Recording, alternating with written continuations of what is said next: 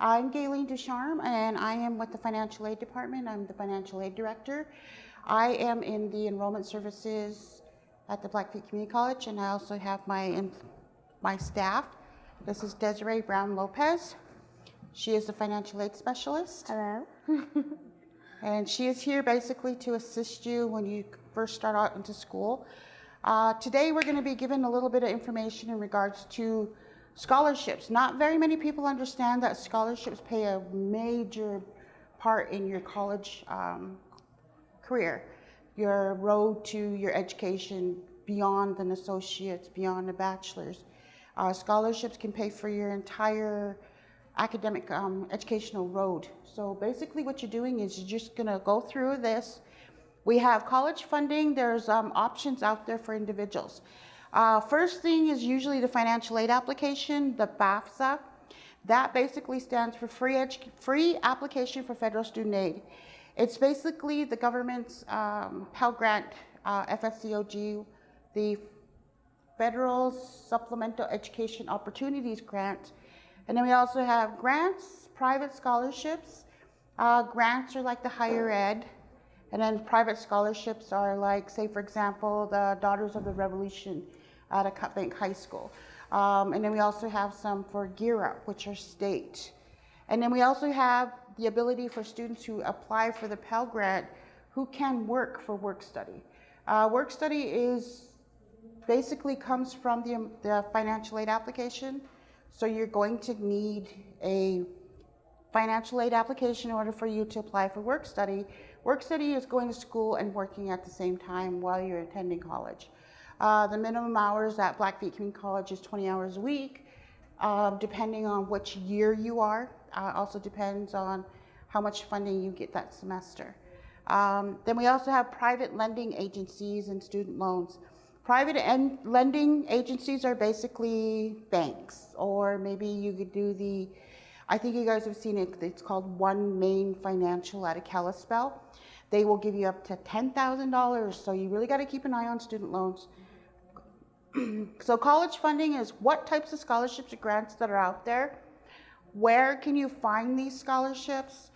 When should students apply for scholarships? Because there is a time frame, so we really got to keep that in mind, especially if you start planning and maybe you're in high school or you're just starting college. There is a timeline.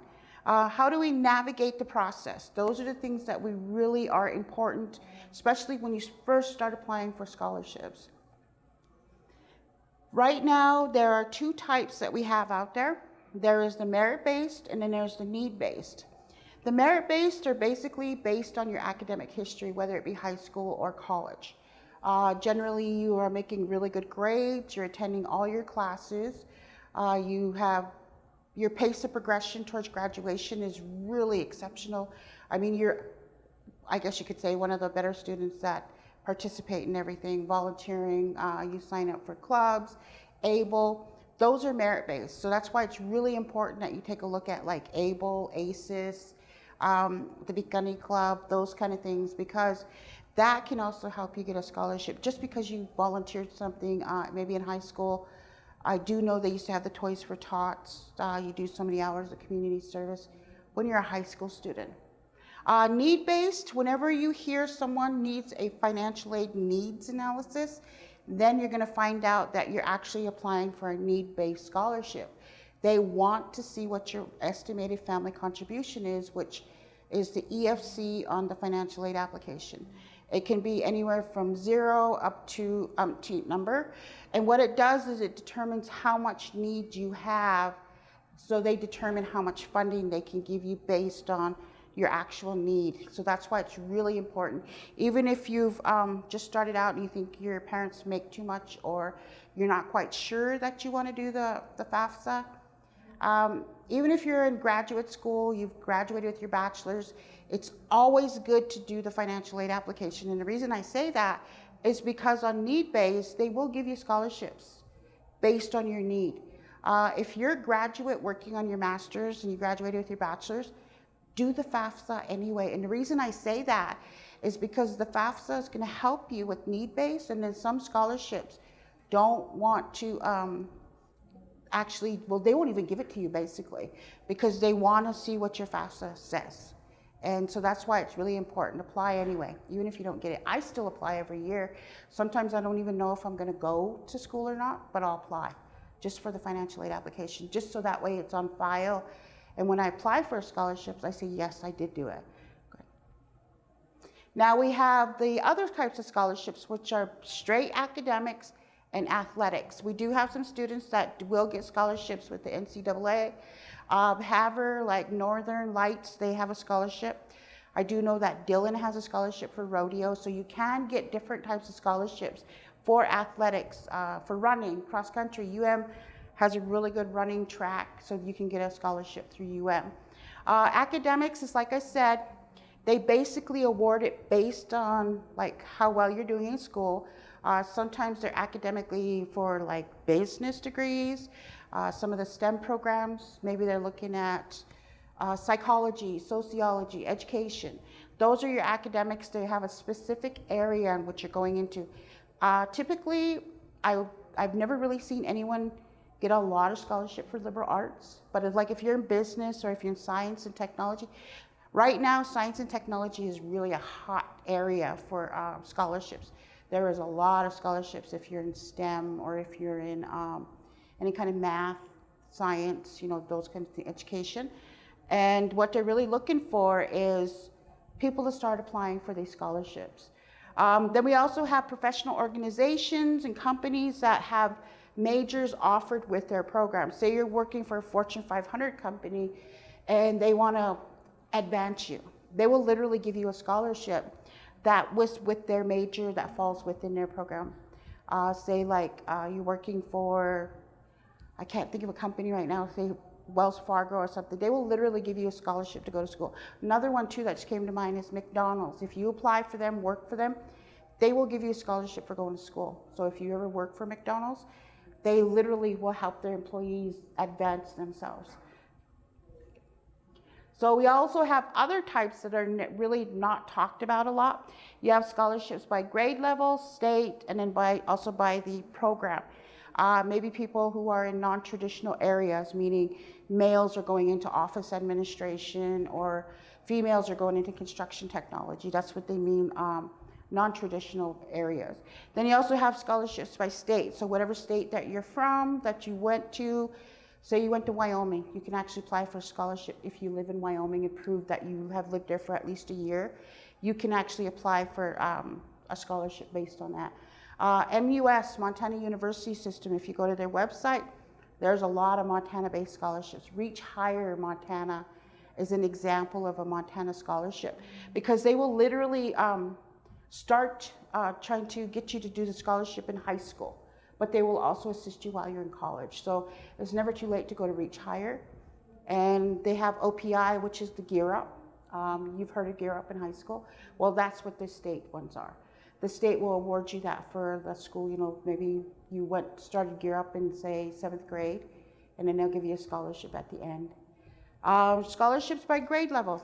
If you're a freshman, if you're a junior, you're a senior, graduate, they will literally start looking at giving you scholarships based on your grade level.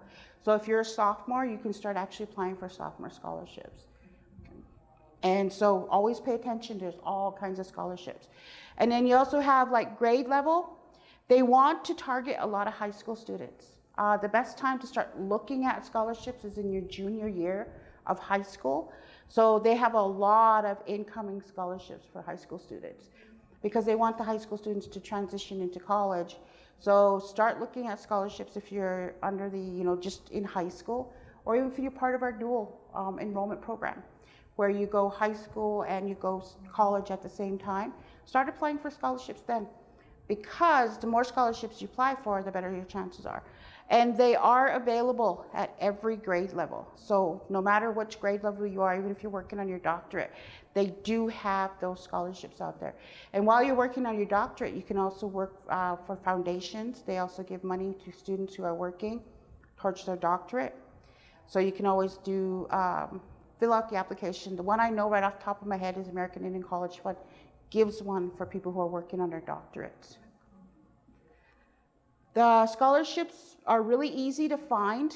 All you do is type in Montana scholarships and they will pop up and they will tell you which schools they're available at, if they're available for any school in Montana. And then they also have need-based, merit-based. It's not just restricted to one or the other, it's both. And then what to do is the state scholarships pay attention to particular areas, especially if you're just coming out of high school. They really push the STEM scholarships because they want a lot of people to go into that area. Business, elementary education, early education, and PE I know are the ones that are looking at this year. So they want certain high school areas and certain high need areas. And right now the STEM, pharmacology, stuff like that are starting to come forward. Whereas before, like years ago, construction was like a huge thing. Now they're switched over to STEM. So we have different types too that can be based on you as an individual. Scholarships by type can be based on your ethnic background, like Native Americans. They really do like to give a lot of money to minorities, Hispanic, Latinos, that kind of like ethnic. Medical disabilities, if you have someone who in your family who has cancer, or if you, God forbid that you do have it yourself, you can actually apply for different types that are in your family. So you can go through medical. There's community service. If you do a lot of community service, like on Facebook, those gentlemen that were going around and they were picking that trash and then they made the news, that is an example of community service. So if you're doing that for your community, trying to make it a better place, apply for a community. They even have religious convictions, Catholic, Christian, Lutheran, just for your area. If you're if you're a Catholic, they will literally get scholarships towards you. They will push them to you, especially if you join a scholarship database. Artistic, there's a lot of scholarships out there for art, dance, music, oil paintings, everything that we do here, like ledger art and stuff. There's scholarships out there for that. Environmental causes, if you're into pushing for like that water compact, that Blackfoot medicine one, and if you're like behind that, you're like really out there for it, that kind of stuff can get you them. Then we have we have community service twice on here, but there's basically community service is a huge one, especially for high school students, when they first come out. How many hours of do they do at high school for community service? Is it like 20? 20? So you can literally use those 20 hours towards your scholarship. Even now, even though you're in college, when you apply for a scholarship, make sure you put that on, or how many hours you put for graduation. How many hours of community service that you've done. Scholarships for hobbies and extracurricular. If you're a runner, maybe you have a certain hobby, writing, like for library. And your employers, like I was saying earlier, if you work for a company, they will literally give you a scholarship just because you work for their company, like McDonald's, to push you forward and advance you.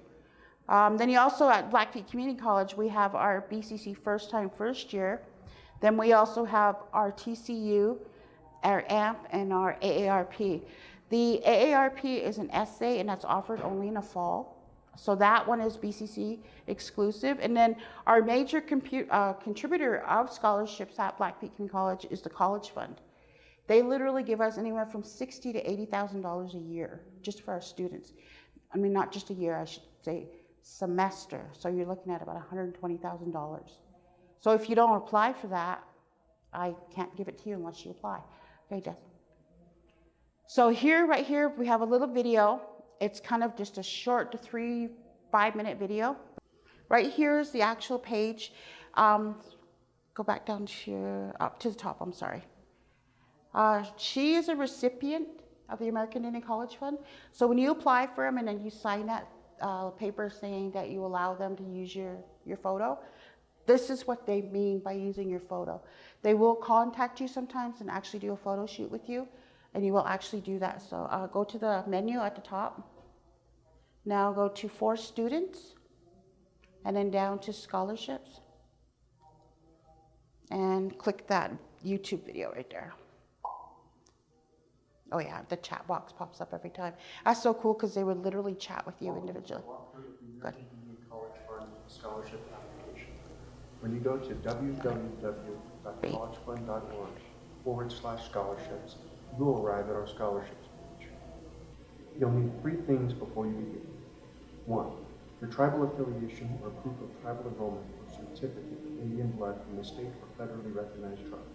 If you're a descendant, you'll need to submit your birth certificate along with your parents' or grandparents' proof of enrollment. To contact your tribal government and get more info about their enrollment requirements, visit the Bureau of Indian Affairs website. The second is a professional photo. Applicants' photos are shared with our donors. They are excited to get to know the students that receive their awards. For this reason, we encourage you to provide a nice photo of yourself that you're comfortable and proud to share with the donor that made your scholarship possible. We discourage selfies or cropping yourself out of a group picture. The third item is a copy of your most recent unofficial transcript. Applicants can request this documentation from the Office of the Registrar at their high school or college. If you haven't applied with us within the last year, you will need to break a brand new account. The College Fund is using a new application system. New users will need to create a new profile. Please choose an email you check most frequently and a password you can remember easily. Once you click Sign Up, click Create a Profile to get started. To begin, you can always edit your profile by clicking Edit. Once it is complete, click Create Profile at the bottom of the screen. You can also click Save Draft and come back. But remember, all new users must set up a profile to complete the application. Once your profile is created, click Get Started to begin your application. If you are a returning scholar, please log in using your information from the last scholarship cycle. For returning applicants, you will see two application cards.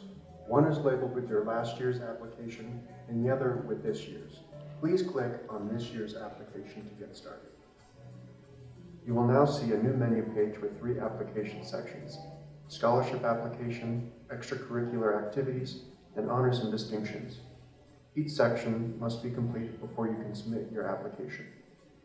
In the first section, scholarship application, you will provide general information like your current school and grades and where you plan to go to school. Both new users and returning users must complete the scholarship application section. The most important part of this section is the reflective questions. These three questions allow you to tell us about your background, educational goals, and what is important to you. The questions include: what challenges have you overcome to attend college? What are your educational and career goals? And how will completing your education impact the Native American community? Each answer has a 300-word limit and a 100-word minimum. We recommend that you write these before you begin your application. Edit them carefully and copy and paste them into the answer fields when you are ready to complete this section. If you're a returning scholarship recipient, you'll see the message on the screen. This means you do not need to edit your reflection responses or thank you letter. You can simply move on to the document upload field. Remember that you must submit a new application to be considered for a scholarship renewal. If your returning applicant did not receive a scholarship last year, you will see the following message on the screen. We encourage you to revise all of your questions before submitting this year's application. You can learn more about how questions are scored and discover writing tips at collegefund.org/application-tips. At the bottom of each section, you can save your work as a draft or mark as complete. You can change any of your information before submitting your application. After it is submitted, you cannot make any changes. In the other three sections, you'll add information about yourself, like cultural activities and any awards or distinctions you have received.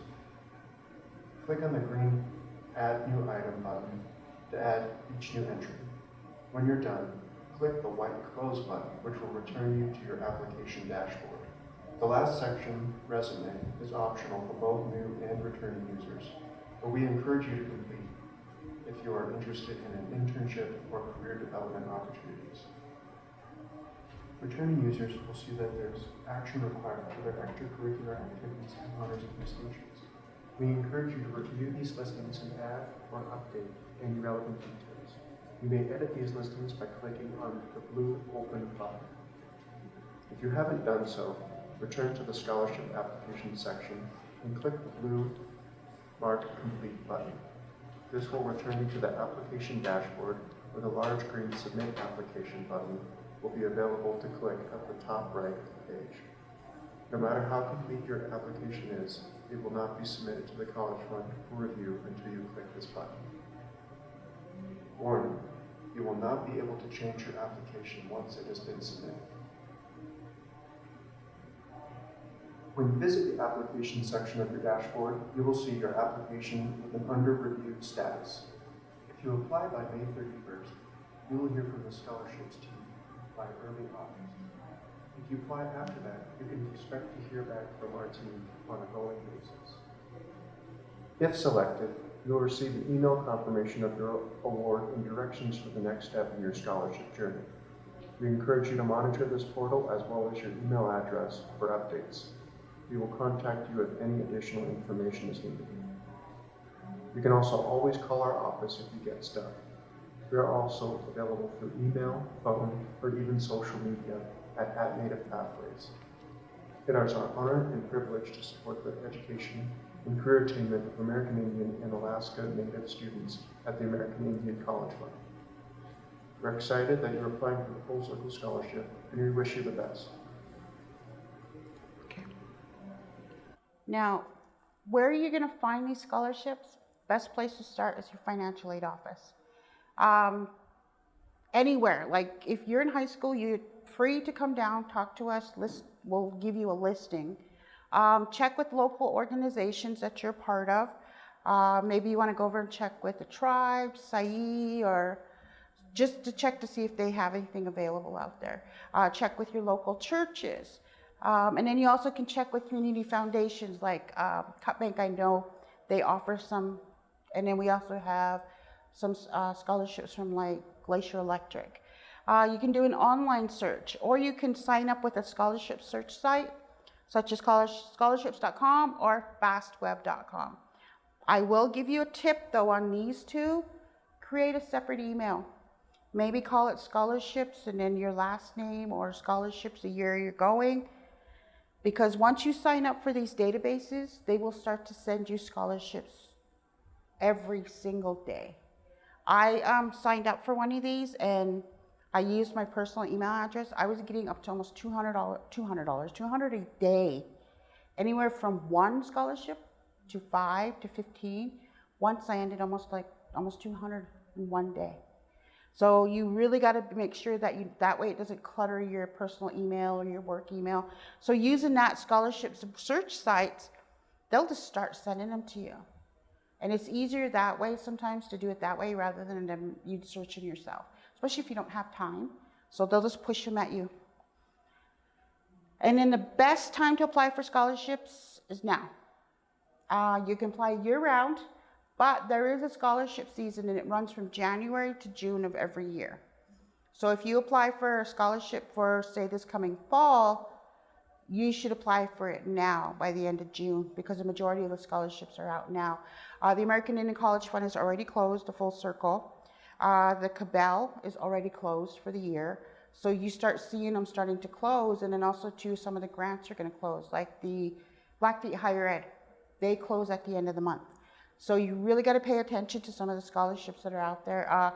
If you're taking summer classes right now, you don't really have to do the American Indian College Fund scholarship online right now, but I would suggest you come see me in my office and we'll give you the link to do the summer scholarship. And it's only for the summer, but if you apply for that, apply anyway on these scholarships. Because sometimes if you apply, they may decide that someone's not going to go to college, or maybe they're, excuse me, maybe they changed their mind, something popped up, so now they're not going to go to college. So you really got to pay attention, just apply. The worst they can do is say no. And I don't know if you guys have applied for jobs. Excuse me. When you apply for a job, what are some of the things you actually do when you do a job application? One is you write a cover letter. 2 is you get some letters of reference. You'll pick up a scholarship application. You'll pick it up. You'll pick up a job application. You'll go to SAI. You'll pick one up, fill it out, get your letters of reference. Write your little essays, answer the questions, get copies of your certificate of Indian blood, maybe your high school transcripts, any certificates that you might have gotten while you were in school or even while you were, working. So that's what you basically do for a job description. Scholarship searching is almost the same way. So if you conduct a search regularly and then you keep all these items, and I always tell my students, keep your information digitized. Email it to yourself. And once you do that, create a file folder in your email so that way when you do need the information, you can log into your email from anywhere and you can just upload it. And students, if you need to scan any of your documents, we have the ability to just come to our office, we'll scan it for you. If you need a photo, we have a really nice camera too in our office that you can use. And don't just take 1 or 2 headshots, take 100, take 10, take 15, and look at the one that best represents you, because that photo is going to go to the donors, it's going to go to the American Indian College Fund. So you have different times. So like this right here is showing when to apply for scholarships. They usually say February to April is when most of them are out, but they do start opening up in January. And you'll see here April, the purple, they all start to kind of dwindle. Further you get to December, the smaller the lines are going to get. October, August, they all start to go down after June. And then people will come in September and say, well, I want a scholarship for this semester. It doesn't always work that way. Sometimes it does, because sometimes we have a scholarship open like the AARP, which opens up in the fall and is available for BCC students. You can apply for that right then and there. Spirit of Sovereignty, you can also apply for that right then and there in the fall. But a majority of scholarships are always between January and June. And how you navigate, number 1, get organized. Get your stuff together. Pull your GE, find out what your academic information is from high school if you're just starting out. Or if you're in college, find out what your GPA is. They don't want your term, meaning they don't want just the one semester. They want your cumulative, your entire historical GPA. If you have any SAT, ACT scores, get those. Get letters of recommendations. Always try to get maybe one from one of your professors or an advisor, somebody who knows you.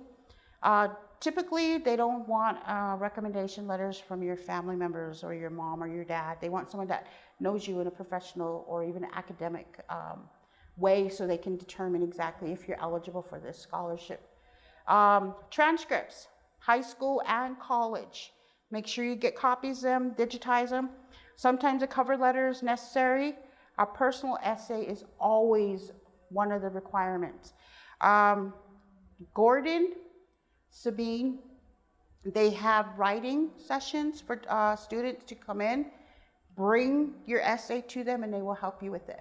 They will correct it. They will tell you, okay, you're weak in this area. You're going to go ahead and go this way.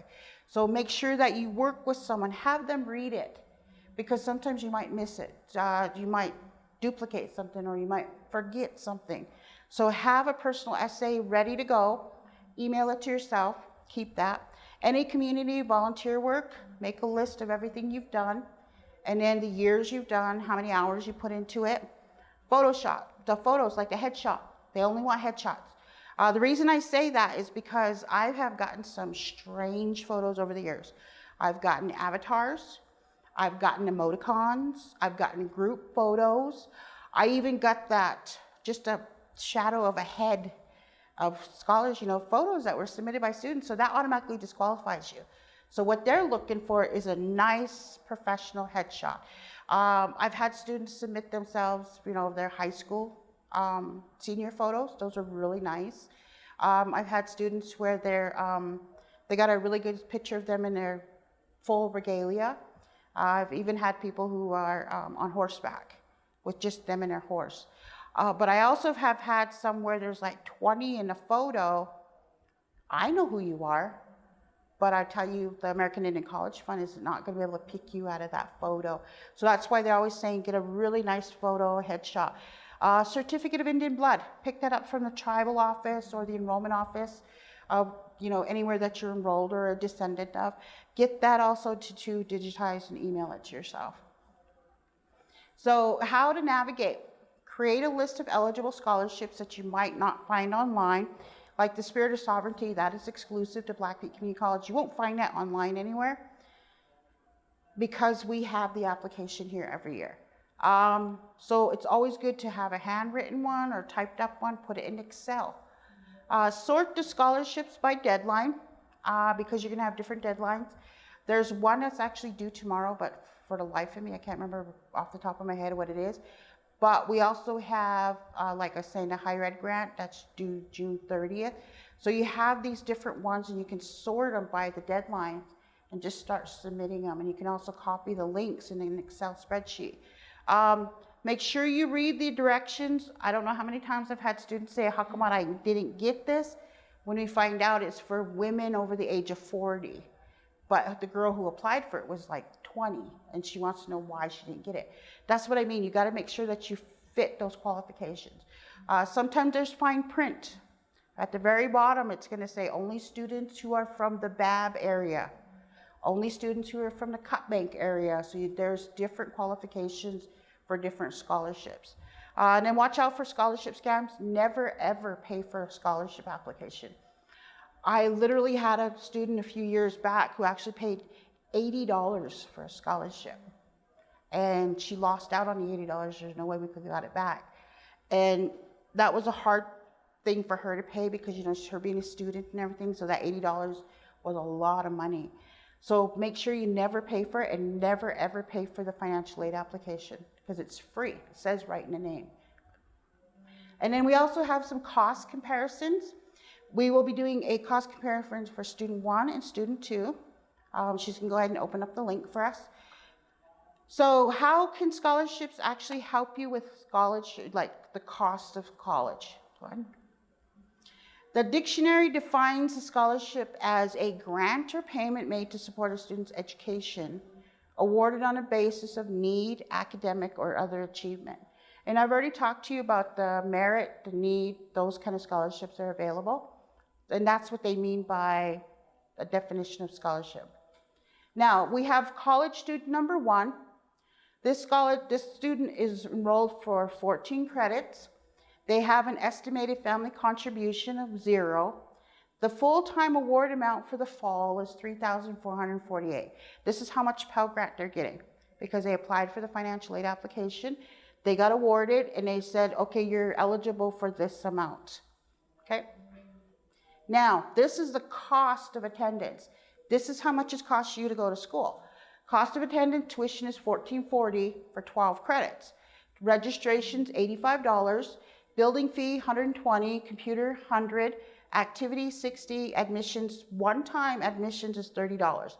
Altogether, grand total for you to attend one semester, if you don't pay for it out of your own pocket, if you pay for it out of your pocket, it's $1,835. So that's for 12 credits.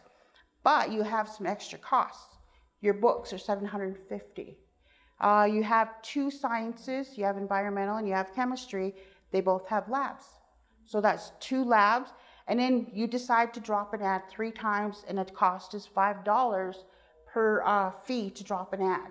So that's $15. So extra costs are $1,830, and total $1,835. So you're looking at $2,665 for the semester. Here's your Pell Award, $3,448. You subtract your cost, there's your refund. You're getting $783 for the semester. Now, every Thursday, they release the checks, but this may change. We'll let you guys know.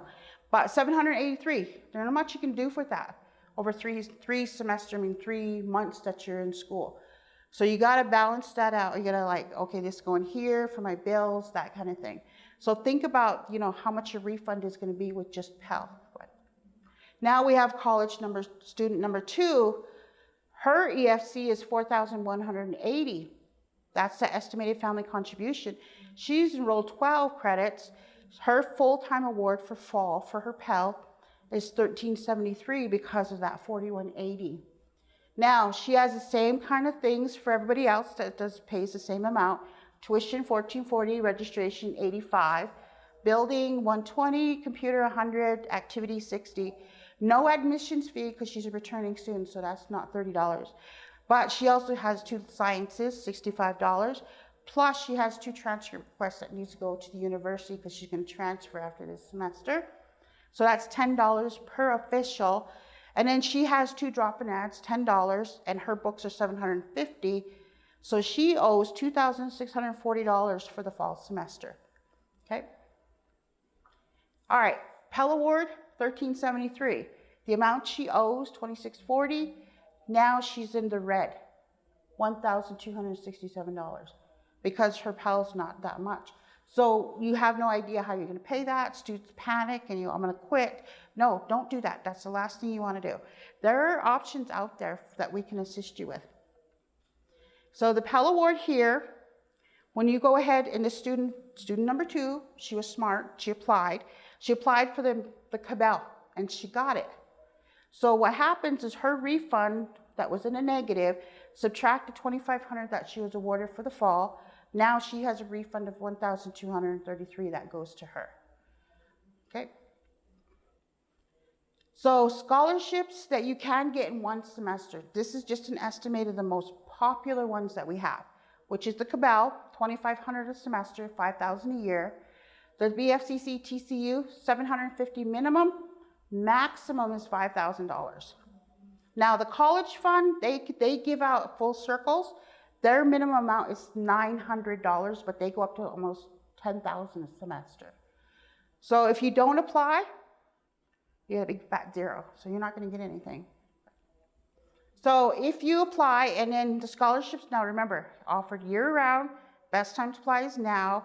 Make sure you search them out, and then January 1st, I always stress this, January 1st to June 30th, that's why I have it on this one too, because I want you to understand.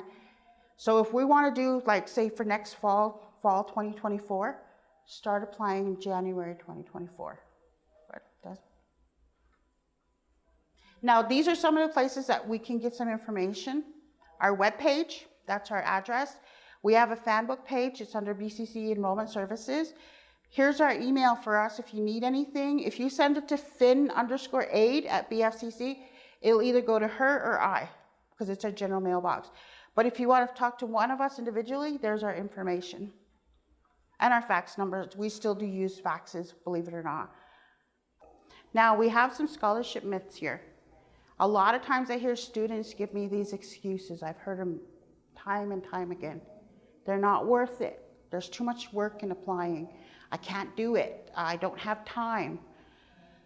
Scholarships are only awarded to those people who have financial need. Only those who are, who are poor, basically, is what students tell me. Scholarship money can be used for anything, and it will not affect your financial aid, which is not always true. And we also have scholarship applications are too much work. And what I'm going to say to that first one, they are worth the effort.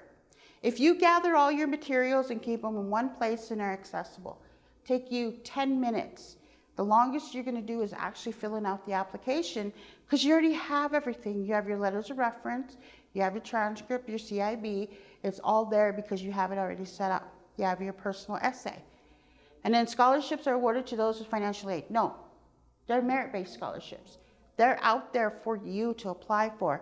You just got to go out there, apply for a scholarship. Scholarship money can be used for anything. It will not affect financial aid. No, because the need-based scholarships affect your bottom line. The need-based have what we call a cap, and that's for your cost of attendance. Anytime that you ask for financial aid needs analysis, what it's going to do is it's going to show you a cost of attendance, which is typically about $12,763 for a full-time student who is independent, because there's 2 types, independent, dependent. Now, independent student is going to have a cap of $12,000.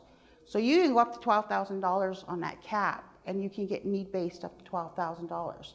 Merit-based, sky's the limit depending on your financial aid office. If you get merit-based scholarship, I had a student who literally came into me and said, I don't know if I should apply for that scholarship. And that was like in, I think, February of last year. I don't know if I'm gonna get it. I don't know if I should apply. I don't think I'm smart enough. I don't have an essay. I told her do it anyway. So she did it. She went in, she did all the work. She went and saw Gordon, set up an appointment. She set up an appointment with Desiree and I, got her photo. Then that August, she came in so excited, showed me her letter, because you guys get the award letters. I don't get those. So those will go directly to you from the college fund. She had gotten a $10,000 scholarship. So she got $5,000 for fall, $5,000 for spring, and she also gets it this year. So it followed her for 4 semesters. She came in literally crying, saying, Gaylene, if you didn't tell me to do that, I wouldn't have this here. So she still applies and stuff for like the Pell Grant and for other scholarships, but she was so grateful for that one, and it's helping her for the next 4 semesters. Okay. Now, if you're transferring, I've had a lot of students say, okay, well, I don't know if I can take my scholarship with you. Chances are you can. The only ones you can't are the ones that are exclusive to BCC. So if you go ahead and apply for the American Indian College Fund, the TCU, which stands for Tribal Colleges and Universities, that funding is given directly to those tribal colleges like SKC, Stonechild, Dene. They all get like this amount of money that's exclusive to that college. So if you get a TCU, you can't take it to SKC. You have to go over to SKC and apply for their TCU. Now, if you apply for the full circle, you can take that with you anywhere. If you leave here and go to University of Montana, you can take your full circle with you. So there's 2 types. There's a full circle and a TCU. Always remember TCU are for tribal colleges and universities. The full circle can be any accredited university in the United States. Okay, now they'll walk you through everything you need. So that'll be like us if we need you guys, if you need to fill out certain forms, we can assist you with that. If you need to change your financial aid and switch it over to University of Montana, we can help you with that.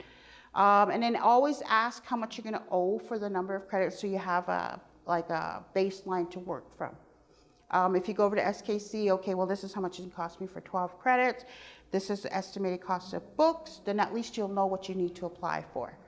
If you have to apply for more scholarships, if they're merit-based, need-based, so that way you can start a working timeline. Make sure that you have loans. If you do student loans, which I highly recommend students don't, is make sure that loan is specific to that college, because some colleges will not accept certain loans. And make sure that scholarships and stuff are available at that school.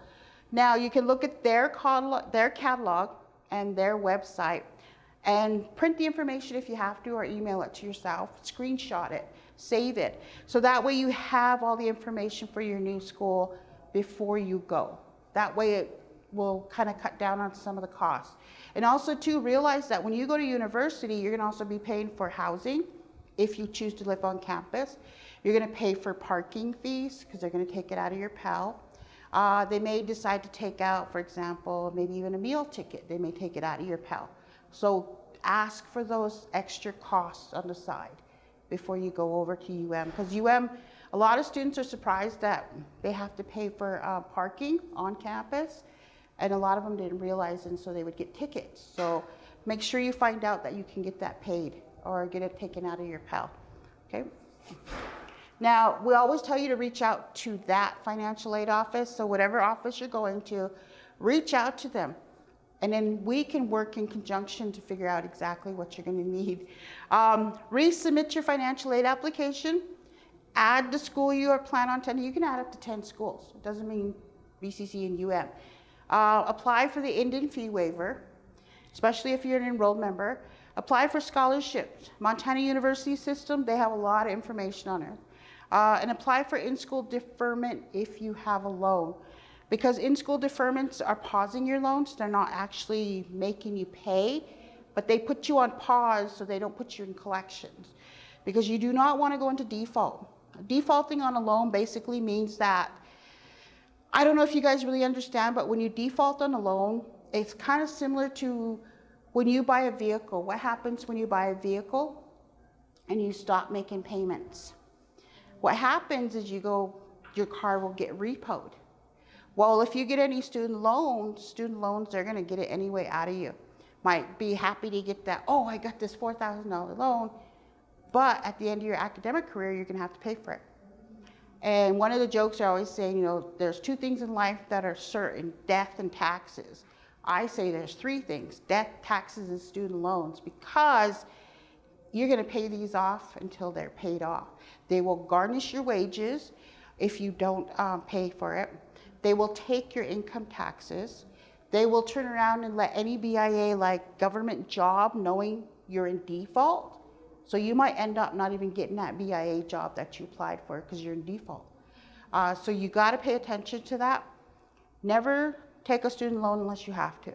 Even though they say you have to take the student loan, you don't really have to. There's other ways around that. You can say, okay, well, I'm going to go ahead and take this, but I'm going to take $1 loan. And that way you don't have to take the whole thing. Never take more than you need because you have to pay it back. Now, there's 3 things that you have to pay attention to when you're transferring. One is what we call the 150% rule. That's your pace of progression. That means how many credits is it taking you to graduate? And are you graduating within a time frame of, say if you're going into business, I think it's 96 at Blackfoot Community College, and then if you go over to university, find out how many credits there are over there, and find out if you're within that 150%. So what you would do is take the number of credits for those semesters and multiply it by 150. It'll give you that little cushion, what we call 150%. The 67% rule. If you're taking 12 credits, for some reason, something happened, you didn't care, you gave up, you only passed 1 class, that is not even half. You need to pass at least 3 of your classes, at least 7 credits or more, in order for you to keep that within that 67% rule. Because if you drop below, like say you manage to get that 67% and you're like 55%, then you're not going to be eligible for financial aid. You're going to be on academic suspension. Well, first you get a warning, then you get a suspension. Then if you apply and do an appeal, go through the whole appeal process, and then they turn around and decide that they're going to go ahead and give you the appeal, then they're going to put you on probation. Now, the 600% rule, that's how many Pels you get in your lifetime. 2011, President Obama passed a law that you only get 12 in your lifetime. Only 12 Pels. So that's 12 semesters, full-time Pell. After that, you're done. It doesn't matter if you haven't even gotten that bachelor's degree. If you pass that 600%, you're no longer eligible for a Pell Grant. And make sure that you find out what their FERPA, which is the Family Education Rights and Privacy Act, is, and who is eligible, and how you would get, like, say, your parents or your spouse to look at your records. You can sign the FERPA, or you can just leave it as is, but find out what your rights are under FERPA. Make sure that your academic records are protected. That's basically what it does.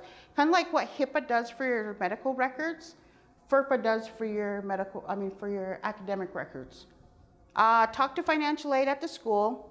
Also, too, before you talk to financial aid, also try to talk to people in admissions. Let them know exactly what you're transferring in with, what you need to transfer in with. And then above all, keep working with here, if you're transferring out, like financial aid, the registrar, and make sure that you talk to both sides. So that way you know exactly what's going on. Basically, just get your ducks in a row and you should be fine. If you have any questions or anything that comes up, that's what we're here for. Just stop in, ask us. Believe me, there is no such thing as a wrong question. There's always questions that can be answered by us.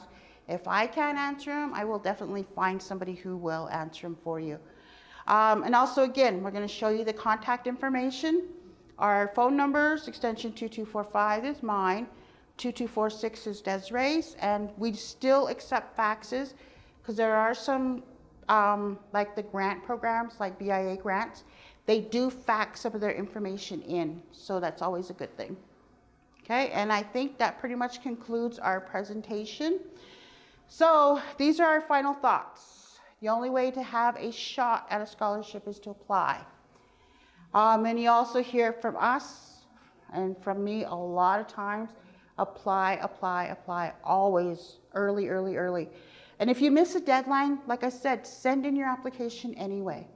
If you skip out an award that you don't think you have a good shot at, then you might be missing like a huge chunk of money. Even $900 is going to help you, whether it's, $900 for one semester or $900 for 4.